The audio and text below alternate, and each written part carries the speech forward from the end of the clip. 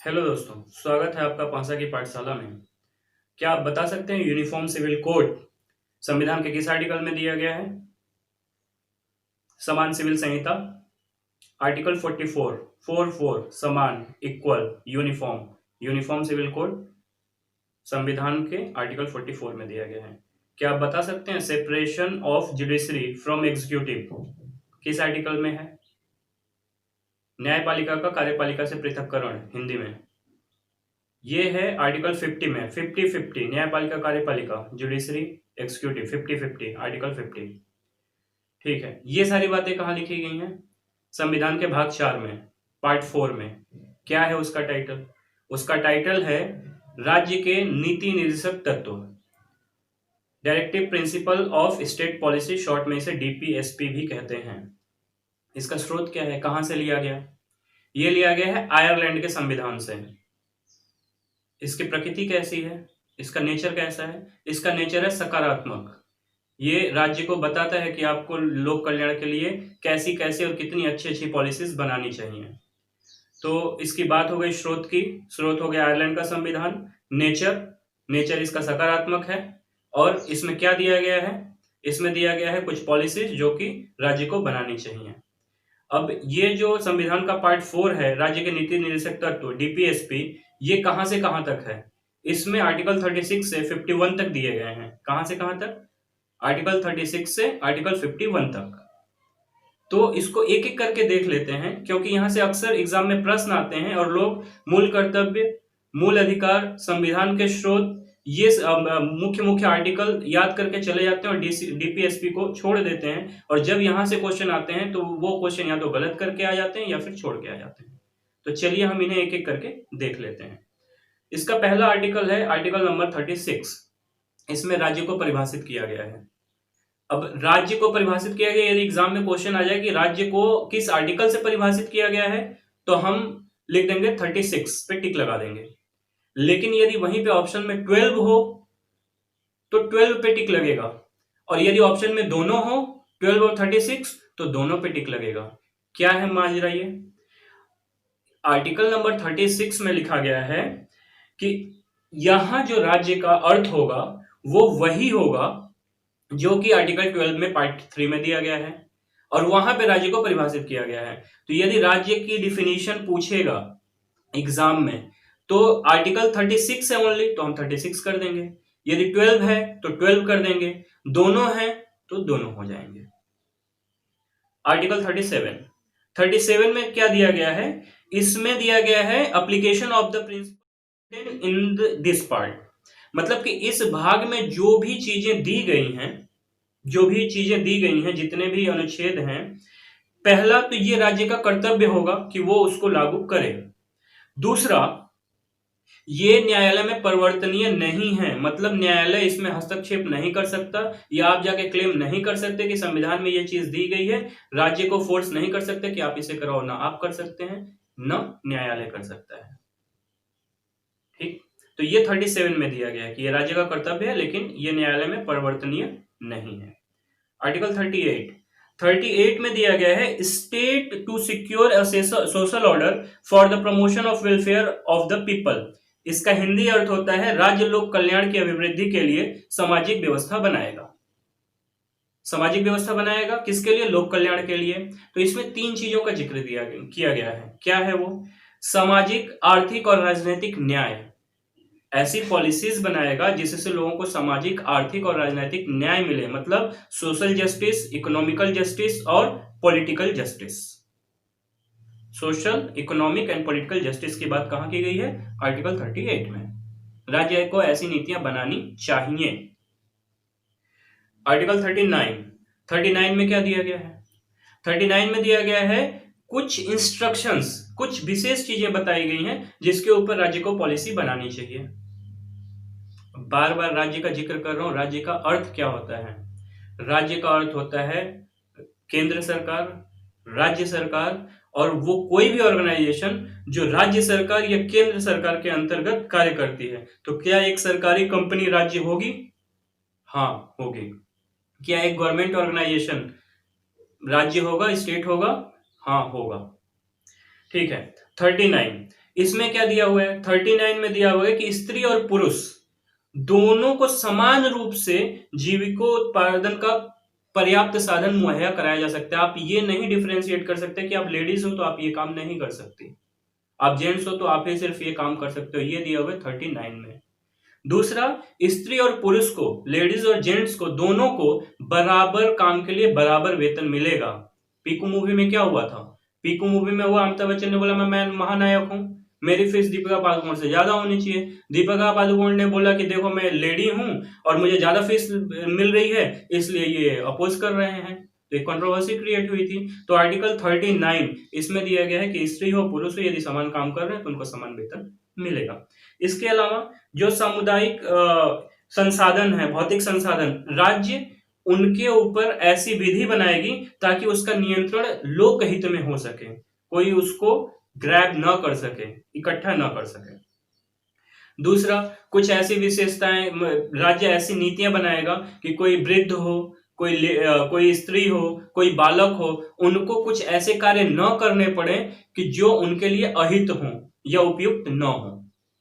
ये था 39 में। और 39 के क में क्या लिखा गया है, 39 के लिए समान न्याय और निःशुल्क विधिक सहायता, यानी कि देश में जितने भी नागरिक हैं, राज्य ऐसी नीति बनाएगा जिससे उनको समान न्याय मिलेगा, इक्वल जस्टिस। और कुछ ऐसी परिस्थितियां होंगी कि वो अपने न्याय के लिए वकील खुद नहीं कर पाएगा, तो उसके लिए राज्य उसको मुहैया कराएगा। ये है 39 क में। 40, ये सबको पता होगा, नहीं हो तो जान लीजिए। 40 में दिया गया है ग्राम पंचायतों का गठन।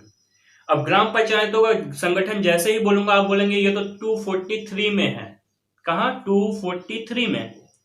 ठीक है, आपकी बात सही है, 243 में। लेकिन सबसे पहले आर्टिकल 40 में था, ये डीपीएसपी था, ये राज्य के नीति निदेशक तत्व, तो आर्टिकल 40 में था कि राज्य ग्राम पंचायतों का संगठन करेगा। बाद में 73वां संविधान संशोधन आया 1993 में और इसे आर्टिकल 243 भाग 9 में डाल दिया गया। तो यदि ऑप्शन में आता है 243 तो आप उस पर टिक लगाएंगे, यदि ऑप्शन में सिर्फ 40 आता है तो उस पर टिक लगाएंगे, यदि ऑप्शन में दोनों है तो दोनों जगह इसकी बात की गई है। यदि भाग पूछता है तो भाग 9। ठीक, अब याद कैसे करेंगे, इसको याद ऐसे करना है कि मिनिमम आप 40 लोग, ट्रिक है, मिनिमम आप 40 लोग और मैक्सिमम 243 लोग, यानी 243 को लेके आप ग्राम पंचायत बना सकते हैं। याद कर लीजिए, कोई दिक्कत नहीं। 41, आर्टिकल 41, आर्टिकल 41 वो क्या है, वो बोलता है right to work, education and public assistance in certain cases. कुछ दशाओं में कार्य, शिक्षा और लोक सहायता पाने का अधिकार, यानी कि राज्य कुछ दशाओं में ये सब काम करेगा, लोगों को शिक्षा देगा, लोक सहायता देगा और कार्य, जैसे बेरोजगार आदमी है तो उसके लिए रोजगार उपलब्ध कराएगा, बुढ़ा आदमी है उसको वृद्धा पेंशन दे देगा, किसानों के लिए जो 2-2 हजार डाल रहे हैं वो इसी से प्रेरित होके है। फिर अपनी सामर्थ्य और विकास की सीमाओं के अंदर, यानी केंद्र सरकार के पास सामर्थ्य है और उसकी सीमाओं में है तो वो बेरोजगारों को रोजगार देगा, बुढ़ापा, बीमारी और निःशक्त जो दिव्यांग लोग हैं उनके लिए प्रोविजंस करेगा। अब इनको 41 में दे दिया बेरोजगारों को रोजगार। अब ये जो रोजगार देंगे तो 42 में बताया गया है कि जहां पे ये लोग रोजगार के लिए जाएंगे उसके लिए कार्य की जो दशाएं होंगी वो मानवोचित होंगी, मतलब ह्यूमन कंडीशन होगा, वहां पे आदमी इंसान काम कर सकता हो, ऐसे जगह मुहैया कराई जाएगी। और इसमें आर्टिकल 42 में एक क्वेश्चन बहुत ज्यादा पूछा जाता है, प्रसूति सहायता, मैटरनिटी रिलीफ, इसका जिक्र किया जाता है आर्टिकल 42 में, संविधान में किया गया है। और कार्य संगत 41 में दिया गया बेरोजगारों को काम मिलेगा, वृद्धा को वृद्धा पेंशन मिलेगी, दिव्यांगों को स्पेशल प्रोविजन किया जाएगा, जो रोगी हैं जिनको किसी प्रकार का रोग दुख है उनके लिए आयुष्मान जैसी योजनाएं लॉन्च की जाएंगी सरकार के सामर्थ्य के अनुसार। और वहीं 42 में लिखा गया है कि जहां पे जो भी रोजगार होंगे जहां पे, वहां पे मानवोचित दशा होगी, ऐसी दशाएं होंगी कि वहां पे ह्यूमन कंडीशन आदमी कार्य कर सके। और दूसरा क्या है 42 में जो सबसे ज्यादा पूछा जाता है एग्जाम्स में, वो है कि वहां पे प्रसूति सहायता होगी। 43 में अभी इन्होंने बेरोजगार थे उनको रोजगार दे दिया 42 में। 43 में क्या है, 43 में क्या है कि जो कार्यकारी लोग हैं उनको मजदूर कैसी मजदूरी मिलेगी, निर्वाह कैसे होगा, तो उनको छुट्टी मिलनी चाहिए, उनको अच्छा वेतन मिलना चाहिए, उनका सामाजिक विकास होना चाहिए, उनका सांस्कृतिक विकास होना चाहिए। ये सब बातें आर्टिकल 43 में लिखी गई हैं। 43 क में दिया गया है कि उद्योग का जो प्रबंधन होगा उसमें कर्मकारों से भी राय ली जाए, उनको भी भागीदार बनाया जाए। ये है 43 क में। 44 वीडियो के स्टार्टिंग में ही बता दिया है मैंने, 44 यूनिफॉर्म सिविल कोड, समान सिविल संहिता, ये सरकार लाने की कोशिश कर रही है, इस पे अपोज हो रहे हैं, आपको पता होगा, यहां से क्वेश्चन बन सकता है। 45 जो था आर्टिकल, इसमें दिया हुआ था 6 से 14 साल के बच्चों को राज्य सरकार शिक्षा मुहैया कराएगी, शिक्षा का प्रावधान था। इसको 86 में संविधान संशोधन से उठा के डाल दिया गया 21A में, 21 क में डाल दिया गया, और आर्टिकल 51 ए का मतलब जो अपना कर्तव्य है, मौलिक कर्तव्य, उसके 11 नंबर कर्तव्य में डाल दिया गया। तो 86 में से दो बातें हुई, एक तो मौलिक अधिकार में डाल दिया गया 21A में, और दूसरा डाल दिया गया 51A में, और तीसरा यहां पे 45 खाली हो गया, तो इसको भरने के लिए लिख दिया गया कि प्रारंभिक उम्र से 6 वर्ष की आयु तक राज्य बच्चों को शिक्षा मुहैया कराएगा। तो 45 भी हो गया। 46 याद करिए, शेड्यूल 6 में मैंने आपको बताया था अनुसूचित, कुछ क्षेत्र के अनुसूचित जातियों और जनजातियों के बारे में, तो यह याद कर लीजिए कि 46 में अनुसूचित जाति, जनजाति और दुर्बल वर्ग जो कि शोषित और वंचित वर्ग हैं, उनके शिक्षा के बारे में, उनके अर्थ संबंधी अभिवृद्धि के बारे में, मतलब कि राज्य का ऐसे नियम कानून बनाने चाहिए जिससे कि अनुसूचित जातियों का, अनुसूचित जनजातियों का विकास हो, कल्याण हो और उनकी रोजी रोटी बढ़े।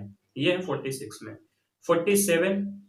47 मतलब 47, इसमें सिर्फ स्तर की बात की गई है, पोषाहार स्तर, जीवन स्तर।